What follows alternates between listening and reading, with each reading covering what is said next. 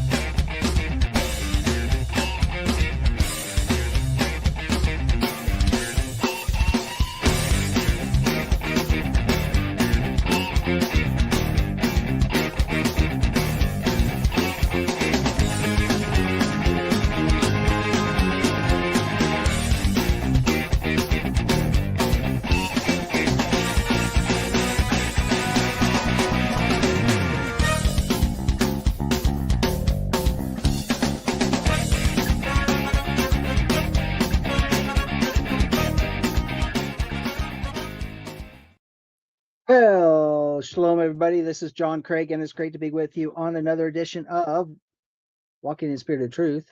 Not sure what's going on today, but still trying to make adjustment.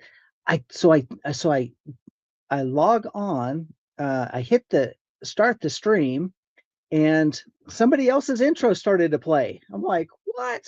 So anyway, made some adjustments. We're back. We're ready to go. We've got a journey to jump into and do today, and that is in the book of Jubilees, where we left off from last week after we did the blessing of Abraham, as he gave the blessing to, he gave it to Isaac and to Jacob.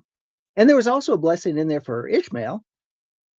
But then it focuses in on Jacob himself, Yaakov. So I thought that was kind of an interesting thing, that we have this pretty intense blessing that goes from grandfather to grandson, that we don't see that within the scripture.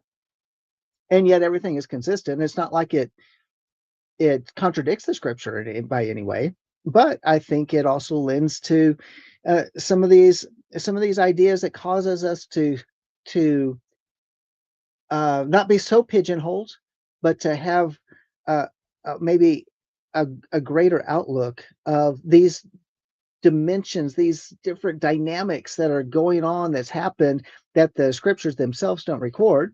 And yet, because Jubilees is mentioned in the Brit Hadashah, it seems to be an authoritative word.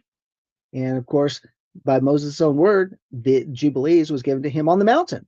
So, anyways, I want to welcome everybody. This is John Craig, and my wife and I pastor Life of Worship Ministries here in Amarillo, Texas. You can always join us on our YouTube channel, Life of Worship Ministries, at well, it's Life of Worship Ministries. It's on the YouTube channel. You can go there and and join us for the Torah portion on Shabbat, which is noon Central Time, and then we go for about 2 hours. We take an hour break, and then we come back with a what we call our encounter service. Our encounter service starts at 3 p.m. and it goes for about 2 hours, but it splits into a time for praise, worship, and ministries, and then we cut the stream, and then we jump right into a second stream, which is for the message. And the encounter service, by the way, is meant to motivate, inspire. It's meant to cause people to, and our desire is for people to draw in close to the Most High and to minister to Him, and it's also for Him to minister to us. That is the focus of the encounter service. That's why we call it encounter service. And we would love for you to join us, because sometimes we can be so heady and get so much head knowledge and say, oh, wasn't that good? Wasn't that deep? Wasn't that, or I just didn't get anything out of it. I'm a know-it-all. I know all that stuff. No, but are we intimate? Do we have intimate knowledge of our Creator by having that relationship with Him? So that's our encounter service, and that's what we do. And we go there, and the message is meant to motivate and to inspire and to strengthen us in our faith and in our walk. And because after all, we can get a whole bunch of head knowledge, but there's no practical application within everything that we're learning, then why do we learn it? I mean, seriously. I mean, what do you think? What do you think? I mean, don't you think that we need that inspiration too, to live our lives and with the Most High, and to go, which takes us through a journey and takes us, how do we overcome strongholds? How do we break through? Anyway, that's our encounter service, and that's what's intended to do. This last Shabbat, well, sometimes we never make it to the message, because the message is all within the praise and worship time, with prophetic words and words of encouragement, just things, and just because the Holy Spirit, He is moving in our midst. And this last Shabbat, the presence of Yahweh was so thick. It was so thick in the place. It was amazing. That's why you need to come to Amarillo and just join us. If you're anywhere in the Texas Panhandle, just make the trip. Make the trip and join us, and be with us on Shabbat. Be part of the gathering. And but if you're just going to come and bring doubt and unbelief, or just kind of anything like that, then stay home. We don't want you to be there. We want you to come with expectation and to be part, because everybody needs to bring something. When we come, and I'm not saying bring food, I'm saying when we come, bring something. Be prepared, because you also can be a mouthpiece. I remember one of the things, and yeah, Terry, you won't be sorry that you came. That's exactly right. Remember Jo Cameron, our good friend? She passed away this last fall. Jo would call us up in the middle of the service, and she would bring a word of encouragement. She would bring a prophetic word. She was amazing. And you can too. You can call us up, during that time, because when that time is, when that window is, and you can call in and say, hey, I've got something, and I just want to share it to everybody. Do that. And because we're not just limited to four walls, and because of Lamb Network, though we're not on Lamb at that time, it's because of our family here at Lamb Network that people do join us over at the Life of Worship Ministries YouTube channel and join us for Shabbat, and are part of our extended congregation, which we love and we really appreciate. And so, because you guys encourage us, you don't know how much you all encourage us. So anyway, there we go. Yeah, Jo was absolutely amazing.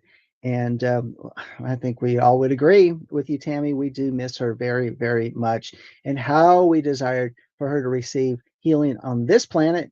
But you know what? She has received her healing So we will see her again, won't we? So anyway, give a shout out to those who are in the chat room. I see Tammy and Terry in there giving some good words. And anybody else that's joining us, if you're joining us on the archive, if you're joining us on the archive and you can't comment live, then I want you to to go to the comments just below the YouTube screen and just type in something and give us a shout out. Just say hi. Tell us where you're hailing from, and or anything that inspires you and you'd like to say. We'd certainly like to hear from you, because when you like, share, subscribe, and when you comment, then what happens is that you actually help shift the algorithms and helps get the word out a little bit better. So, all right, like, share, subscribe. That's all I have to say about that. If you want to be part of this ministry, you certainly can. And one of the ways you can be part of this ministry is financially. And so this is my one little plug that I always do. But you can go to Life of Worship Amarillo.org, www.lifeofworshipamarillo.org. Just click or tap the donate button or tab, and it'll go there. That'll give you a place where you can give online, or you can find our mailing address there on our main page way down at the bottom, and you can also mail in a love gift or a tithe or an offering, anything like that. We certainly appreciate it. It does help this ministry keep going, help us take care of our ministry needs that we have, and you guys are a part of it, and we certainly appreciate those who give online as well as those that give here locally. You guys are all part of making it happen, and it's more blessed to give than to receive. And yet, when you give, there is a blessing in what y'all pours out upon you as well. So there's a lot to be taught about that. I'm just saying, but maybe on another time we'll have to go and talk about that. All right, we're going to jump into Jubilees, and we're going to pick up where we left off. We were in chapter 22 of the book of Jubilees, and we had just finished up on the blessing, and we stopped at verse 28. I couldn't even get through the whole chapter. We went, there was so much in that time just flew by. I mean, and just like I said, as I say every time, this is a journey. This is not about parsing out the words and what's it say in the Greek or the Aramaic or whatever language is it may be relevant. And no, this is about the journey. The journey is about a discovery, and that part of the discovery is what is it that made our forefathers tick? And what caused their faith to continue to persevere. And I mean, if you think about it, Abraham living 175 years, I think about it and my age, and I'm thinking, that's still over 100 years of living. Could I do it? Or maybe that's an opportunity to maybe make some things right. But he lived a long time. And I think, well, if I could go back and do something and change it and to affect the outcome of my life for the next 20 years or the next 100 years, what would I do today if I knew I had that much more time? You ever think about that? I just thought of it myself. And because oftentimes I think about, oh, if I could have done this in my 20s, maybe it would be different today.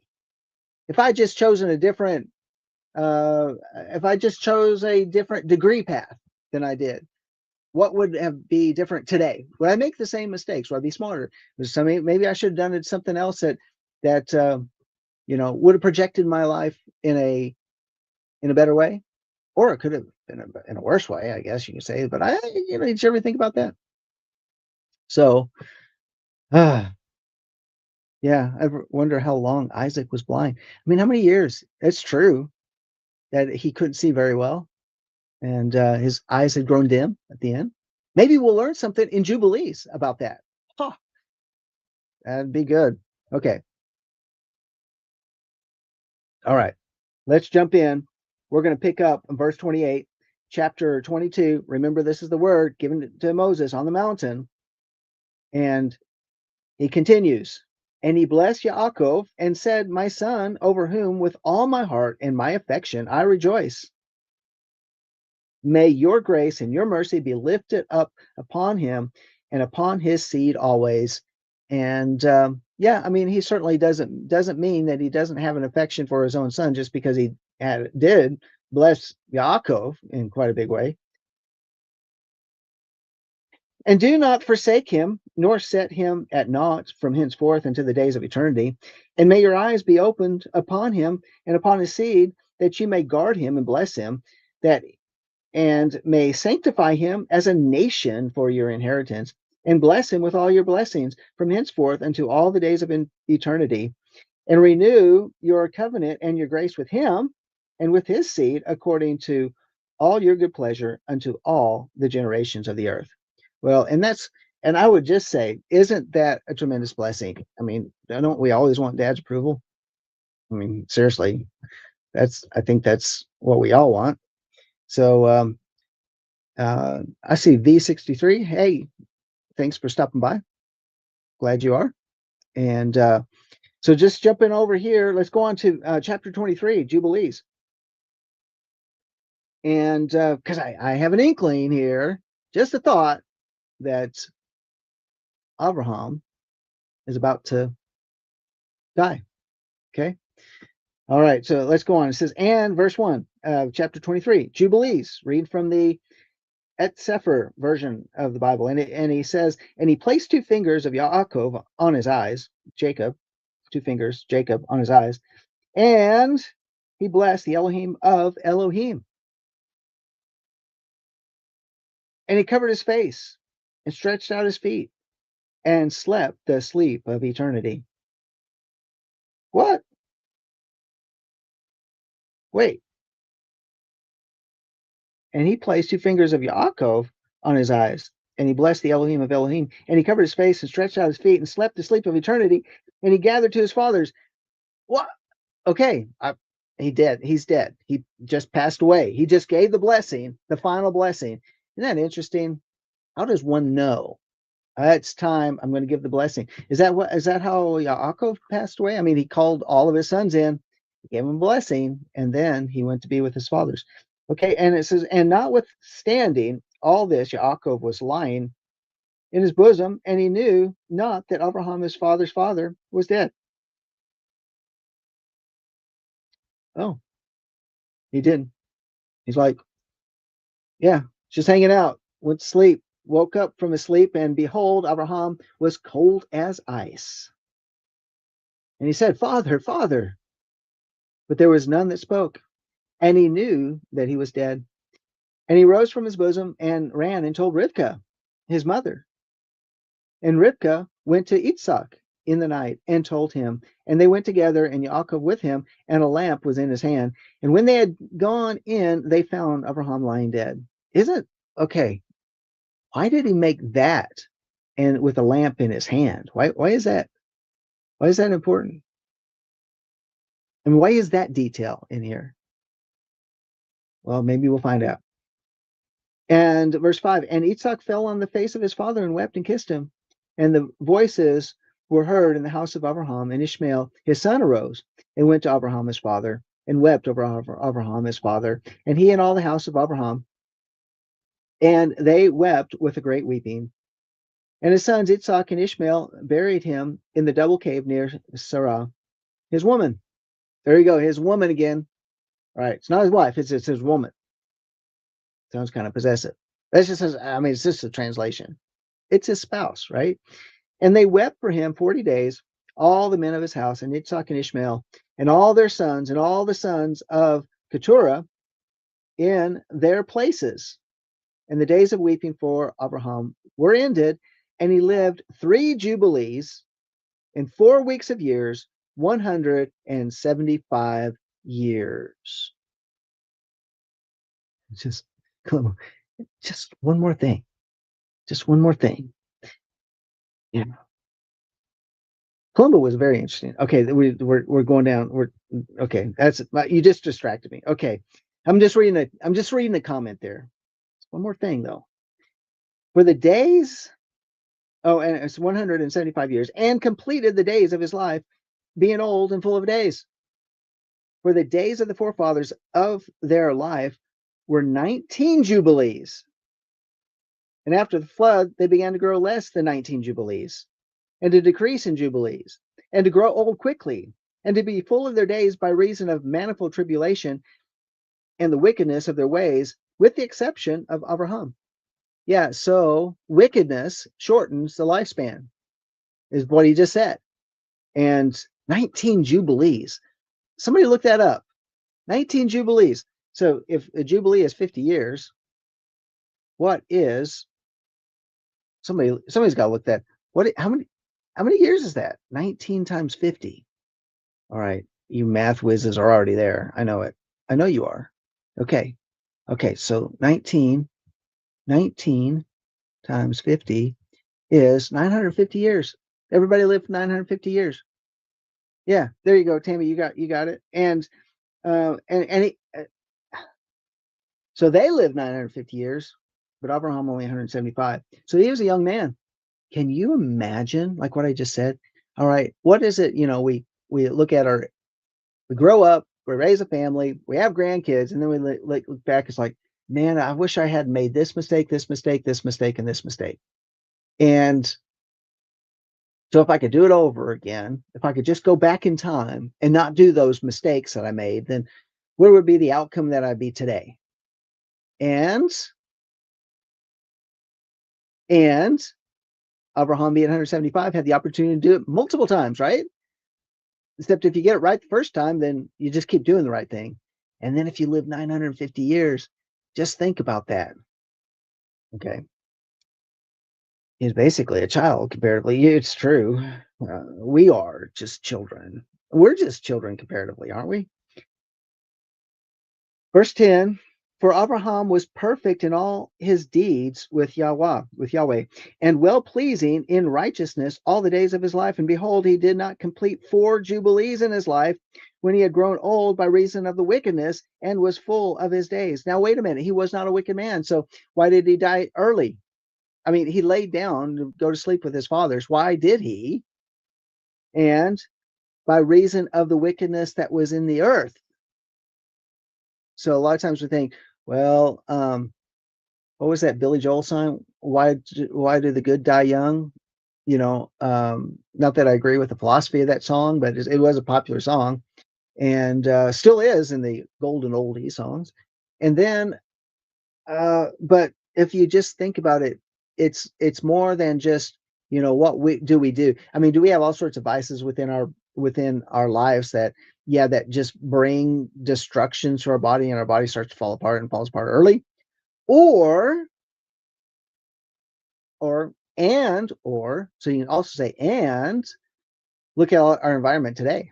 Look at the injections that we've had in our bodies. We can look at the stuff they spray in the skies, the stuff that is in our food supply, all these different things. Even it's not just in our food supplies, it's what they package our food in. And all these different things are they have the chemistry and the makeup to destroy the various systems within our body. So, and by the way, perfect what perfect is typically it's translated to also mean mature, or the process of maturing, as just like Noah. It's like Noah was perfect in all his ways. Well, we know that as a human being that we make mistakes. So it's not like there's only one that's perfect, that would be the Most High, but it's one who is matured in their faith. So it's a translation issue, but let's go on. At least he was full of his days. He lived full of his days. He lived, in other words, he fulfilled the purposes for which Yahweh called him. Okay, so verse 11, in all the generations which shall arise from this time until the day of the great judgment shall grow old quickly before they complete 2 jubilees. Yikes. And their knowledge shall forsake them by reason of their old age, and all their knowledge shall vanish away. Okay. Wow. Because how many people actually live beyond 100 years? Not too many. Some do. And I mean, there's still people alive that are twice my age, believe it or not. And well, we know the Queen Elizabeth, sorry, Queen Elizabeth, she was like, what, almost 100 years old? Or she was 100 years, I don't know, she was old. But if you read the Epstein files, you'll find out that that's what the predator class does is they consume of the blood of the babies for longevity. It's true, it's there. And Nigel, what's his or Nygaard is his last name. He specifically would should I even go there? I won't even go there. It's pretty grotesque. But yeah, they arrested him. He's in jail now because of what he did in order that to to to cause himself to become more youthful. He literally his body became younger because of what he did. Nevertheless, and he's in jail for it now. He's in prison. Look it up. There's video on it. There's video on him talking about this is what I want to do. He would gather women around the table and said, "This is what I want to do," and some would say, "Yeah, I'll do it," and pay me for it, and he did. And in those days, probably something was that should be on the uncensored news for Let Us Reason Together. Just saying, on Mondays. And in those days, if a man live a jubilee and a half of years, they shall say regarding him, he has lived long, and the greater part of his days are pain and sorrow and tribulation, and there is no peace. Like if you live 75 years, they're going to say that's an old man. No, please, no, no. You know what my thoughts are about that, Terry, is that we still can't hide our head under the rock to deny it from going on, because if we deny that it's going on, then the predator class continues to do what it does. So sunlight is the best remedy, but it's hard to stomach. Let me just say that. For calamity follows on calamity, and wound on wound, and tribulation on tribulation, and evil report on evil report, and illness on illness, and all evil judgments such as these, one with another, illness and overthrow, and snow and frost and ice and fever and chills, and torpor. Torpor. Torpor. What? Torpor. Okay, what does torpor mean? Anybody? What is torpor? Or why would they? Okay, torpor. Torpor. Torpor. It's spelled Torpor. A state of physical or mental inactivity or lethargy. Okay. All right. So what? And illness and overthrow and snow and frost and ice and fever and chills and torpor, lethargy and famine and death and sword and captivity and all kinds of calamities and pains. All I can say is it seems like this is a common theme in humanity. Verse 14, and all these shall come on an evil generation, which transgresses on the earth. Their works are uncleanness and fornication and pollution and abominations. Then they shall say the days of the forefathers were many, even unto 1,000 years, and were good. But behold, the days of our life, if a man has lived many, are 60 years and 10. That's 70. And if he's strong, 80 years. That's 80 years. And those evil, there's no peace in the days of this evil generation. And in that generation the sons shall convict their fathers and their elders of the sin and unrighteousness and of the words of their mouth and great wickedness, which they perpetrate. And concerning the forsaking the covenant which Yahweh made between them and him, that they should observe and do all his commandments and his ordinances and all his Torah, without departing either to the right or the left. So what's it telling us about evil? Evil is the departure from Torah. And though one may live, one's life is in turmoil. And I'm going to tell you this, even those people that have like all the money in the world and, they never have a worry about, how a certain bill is going to get paid or anything like that. If they're not following Torah, their life is full of torment. I mean, think about this. If a person doesn't have Yah in their life, they're always looking to fill a God-shaped vacuum. And therefore that vacuum can never be satiated. It can never be filled. And so they move from one thing to the next. And typically it's to the lowest common denominator, which becomes more and more evil. So for all have done evil, and every mouth speaks iniquity, and all their works are an uncleanness and an abomination, and all their ways are pollution, uncleanness, and destruction. Behold, the earth shall be destroyed on account of all their works, and there shall be no seed of the vine, and no oil, for their works are altogether faithless, and they shall all perish together, beasts and cattle and birds and all the fish of the sea, on account of the children of men. Wow. Um, does this feel, after reading that, doesn't it feel like maybe Luke 21, Matthew 24, where we just have like of the culmination of all the events of the world just coming down, like beginning book of Revelation, chapter 4, and with the four horsemen, and then we see the seals as they're opened up, and they begin to open up either sequentially or they start to stack on each other one by one. We look, it's like, are we watching that happen right now in front of us? As we're watching history play out, and we're like, if we're all cozy in our homes and we feel protected, and yet when these things unravel and we begin to see the fulfillment of the final days before the return of Yeshua, every life will experience the unraveling. I like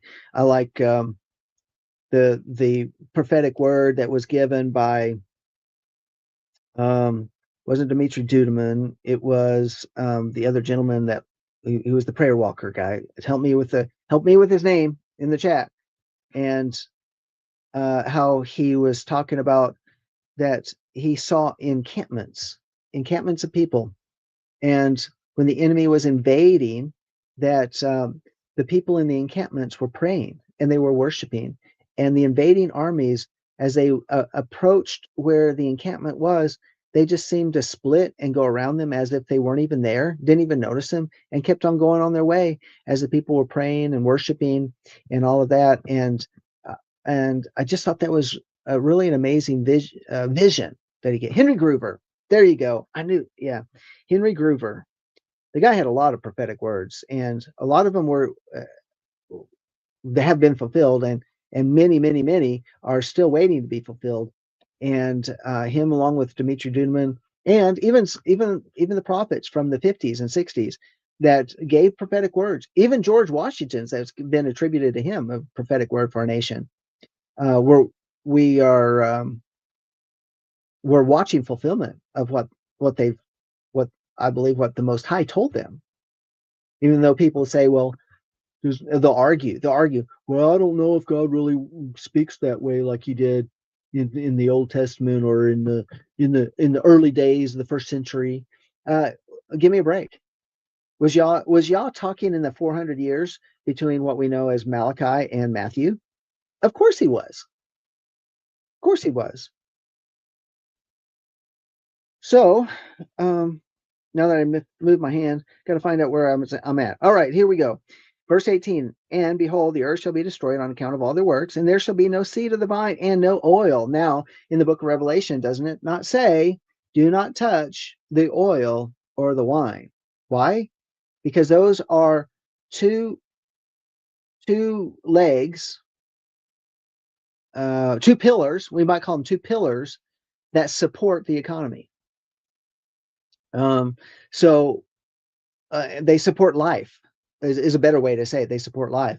Well, what's happening and what we can see happening in the Middle East right now is the oil is being touched. In fact, oh man, it really goes. Don't touch the oil and the wine. It really goes along with this because when we're looking at, sometimes I think, well, don't touch the olive oil, which is a symbolic of the anointing. So don't touch the anointing, and we have the word about don't touch my anointed or my anointed ones, um, because Yahweh holds them in high esteem. Well, who is who are his anointed ones? Well, that would be anyone that's following Yeshua with their whole heart, right? Okay, but on the natural sense, oil is what has everything hinges on oil. If you haven't noticed, every economy hinges on oil, whether they get oil and or if they produce it. But that's what provides energy, the carbon fuels. That's what that provides energy for manufacturing, for bringing lights on our homes with natural gas power uh, and for our vehicles and be able to ship goods to market. I mean, there's so much that hinges upon the production of oil, and 20% of it has stopped in the Strait of Hormuz. Don't touch that. And it says, behold, the earth shall be destroyed on account of all their works, and there shall be no seed of the vine and no oil. So if you think about it, and what is Israel being accused of?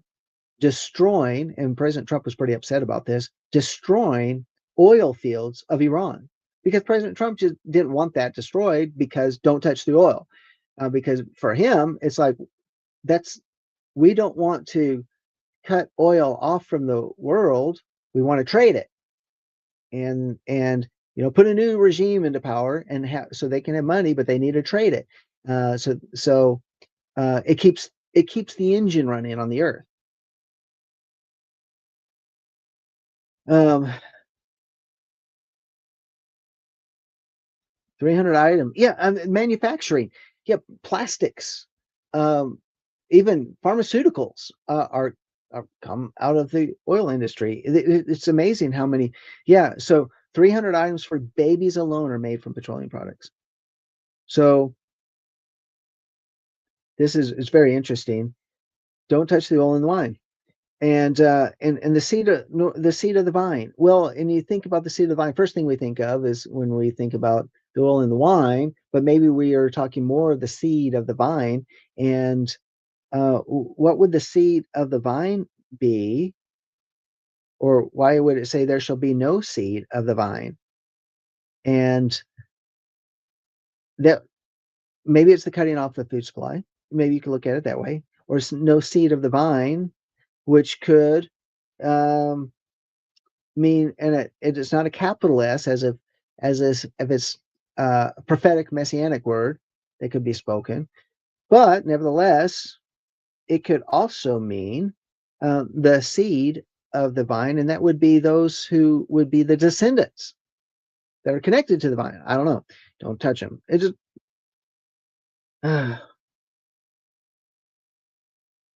there's a lot that we could read into that. For their works are altogether faithless, and they shall all perish together. We're talking about those that are Torahless, right? Beasts and cattle and birds and all the fish of the sea on account of the children of men. So what we do affects creation, just like creation was affected because of the same wickedness that was in the earth. That then all of creation was affected by the flood, except for the 8 that were saved and the animals that were on board, and uh, and they had to go and start all over again. And they shall survive, or they shall strive one with another, the young with the old, and the old with the young, the poor with the rich, and the lowly with the great, and the beggar with the prince, on account of the Torah and the covenant. Because part of that I'm looking at that's kind of like multiculturalism. Multiculturalism is about separating people into tribes and get the tribes fighting against each other because united we stand, divided we fall. And that's what the predator class wants to do, is keep us fighting among ourselves. So we really are not aware of what they're doing, besides of the kidnapping and slaughtering of the babies, and the other things that they're doing. But it goes on here, the beggar and the prince, on account of the Torah and the covenant, for they have forgotten commandment and covenant and feasts and months and Shabbathot, so Shabbats and jubilees and all judgments.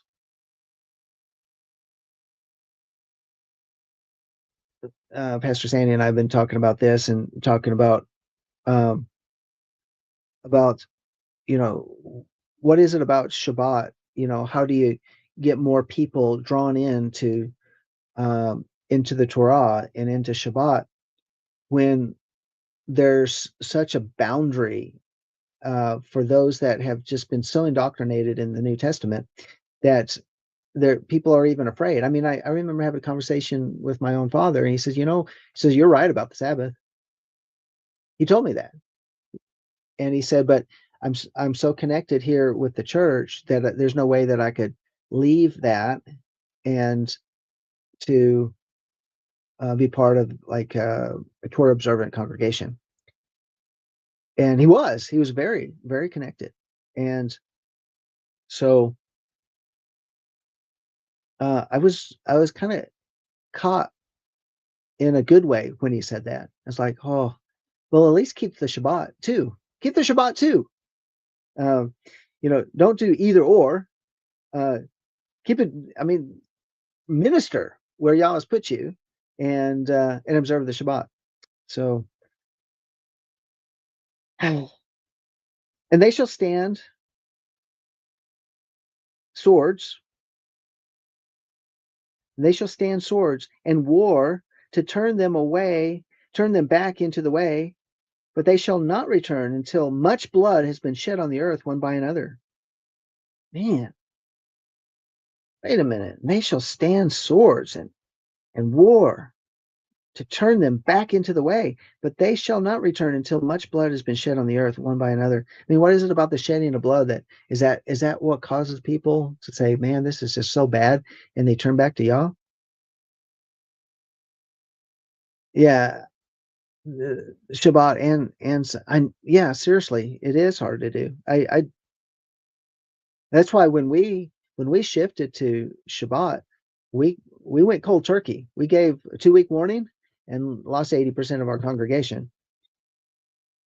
Some said, well, why didn't you like take 6 months to kind of ease people into that idea? Well, time is also very precious because so it's hard to do. It's hard to do. It's hard to do both. We made a choice and said, well, um, delayed obedience is disobedience. But they shall all exalt, and those who have escaped shall not return from their wickedness to the way of righteousness, but they shall all exalt themselves to deceit and wealth, that they may each take all that is his neighbor's, and they shall name the great name, but not in truth and not in righteousness, and they shall defile the Holy of Holies with their uncleanness and the corruption of their pollution. Man, that's packed. That's really packed. I mean, think about that. And those who have escaped shall not return from their wickedness to the way of righteousness, but they shall all exalt themselves to deceit and wealth, that they each take all that is his neighbor's, and they shall name the great name, but not in truth. Yeah. How many people are like that? I, it reminds me of people that join up with megachurches, uh, and you say, well, they fit that category, and they shall name the great name, but not in truth, because they join up for the sake of networking. It's more of connecting with people that here's a population of people that can come and um, be a customer of mine, right? Some people do that, and that's why they go to megachurches. I mean, as soon as the problems hit, they're gone. They'll go to the next megachurch just to continue to expand their own little kingdom. I just think that's how I see that verse. I mean, there's one way to look at it. A business venture. That's a good way to say it. Just going to church. It's a business venture. I just never, I, I could never fathom that. It's just not in my purview to think I have ulterior motives for being in part of a congregation. I mean, seriously, but many people are. Many people do have that.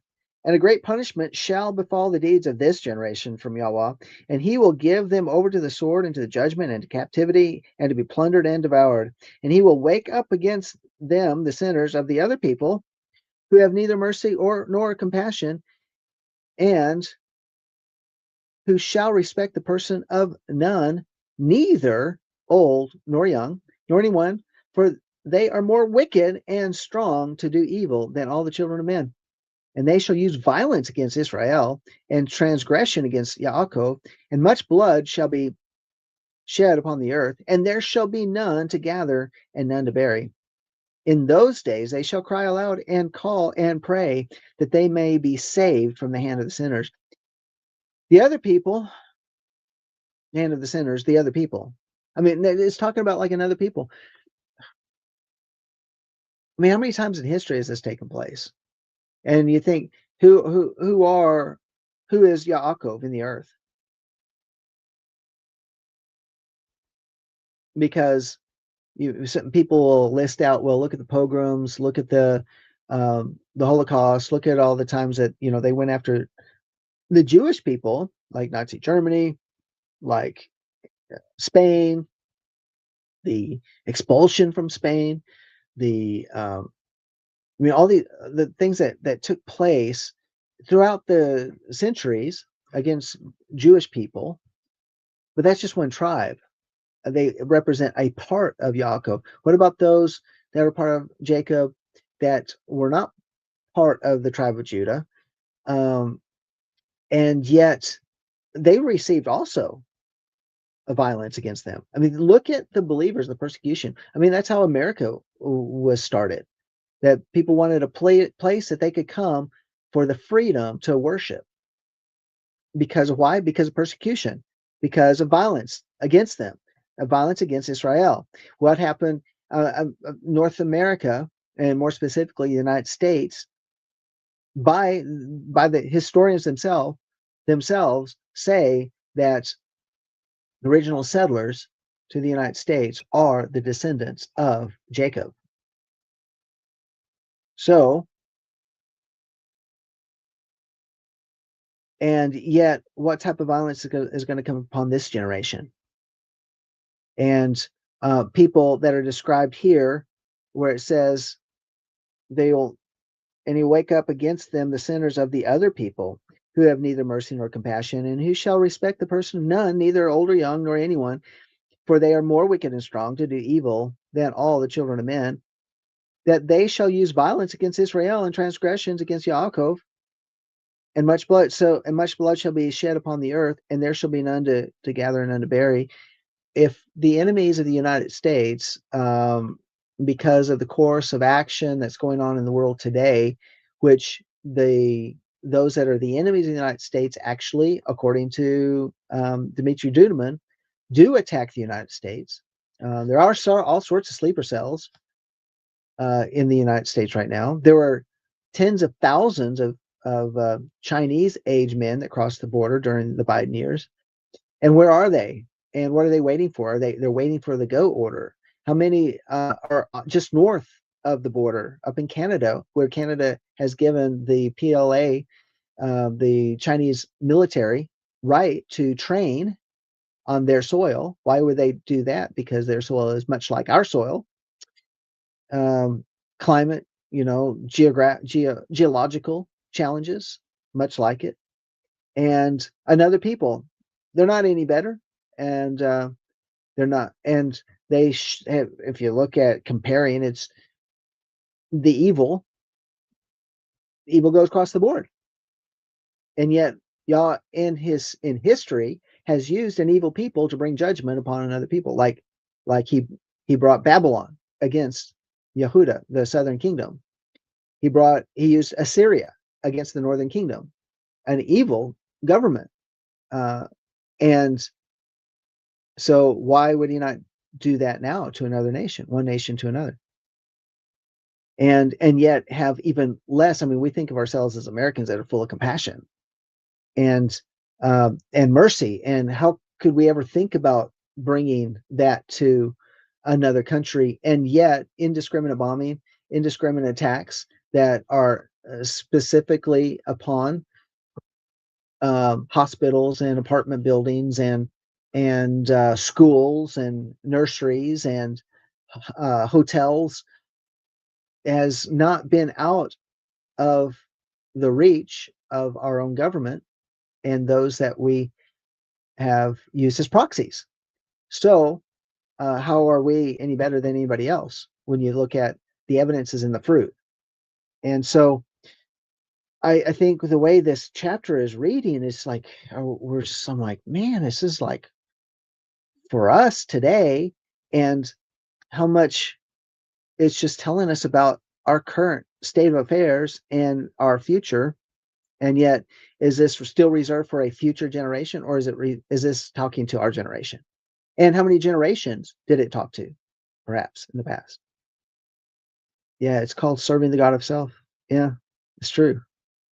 With no concern for the innocent. With no concern for the innocent.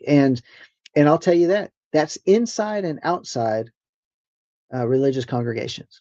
And I use the word religious in terms of not as uh, a derogatory term. I'm saying those congregations, and whether it's a Christian congregation or Hebrew Roots or Messianic, or you could even go beyond into the synagogues, into anything else, because it's all there. It's all there. There's just a remnant that find it difficult to identify with these, and a lot of people would deny it, even though their fruit is that way. I mean, think about that. It's always about the fruit. And in those days they shall cry aloud, in verse 24, and call and pray that they may be saved from the hand of the sinners, the other people, but none shall be saved. And the heads of the children shall be white with gray hair, and a child of 3 weeks shall appear old like a man of 100 years. Whoa. And their stature shall be destroyed by tribulation and oppression. And in those days the children shall begin to study the Torah, and to seek the commandments, and to return to the paths of righteousness.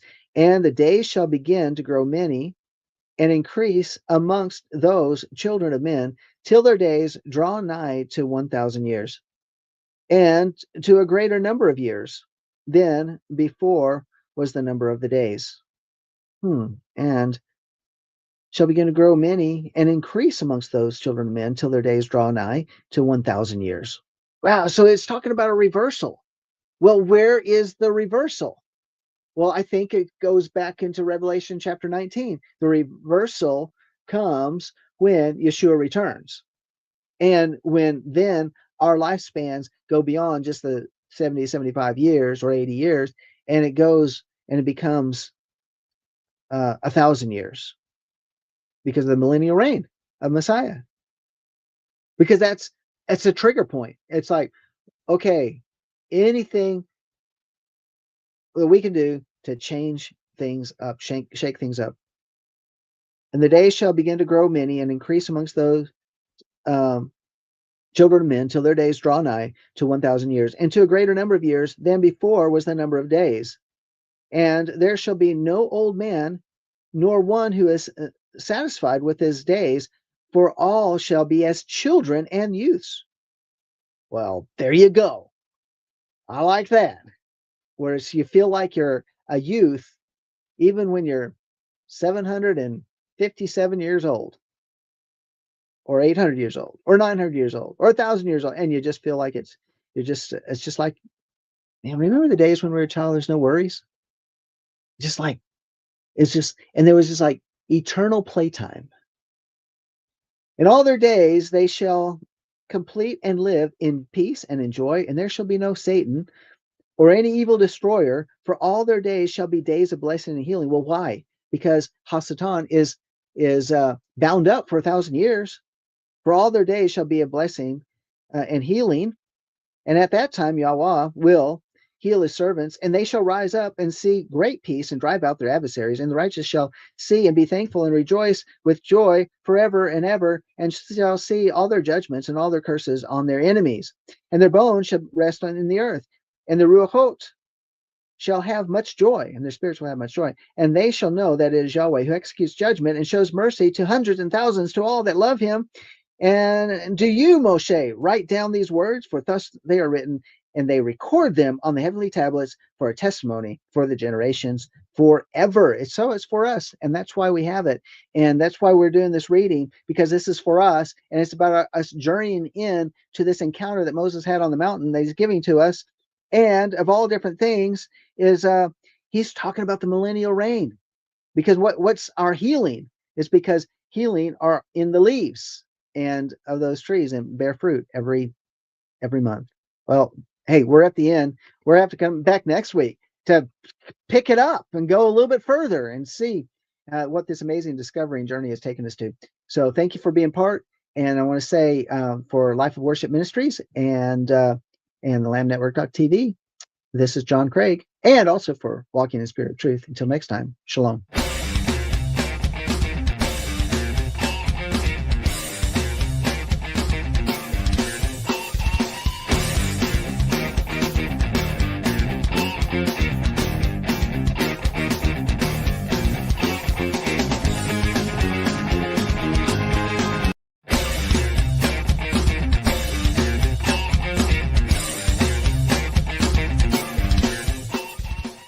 If you missed today's show or want to watch it again or want to tell someone where they can watch this episode, go to lambnetwork.tv, where you will find this show and all the other live Lamb show archives in the on-demand section of the website.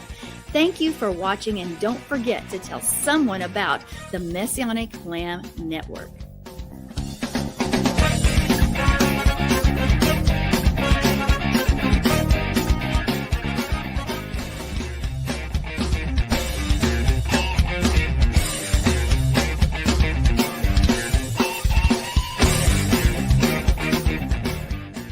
We are richly blessed to bring you what we believe is the fullest, most diverse, yet up-to-date progressive teachings, discussions, and prayer programming you can find anywhere on this planet. Be sure to take the tour of the lambnetwork.tv website. I'm Sandi Craig, thanking you for joining us on the Messianic Lamb Video Network.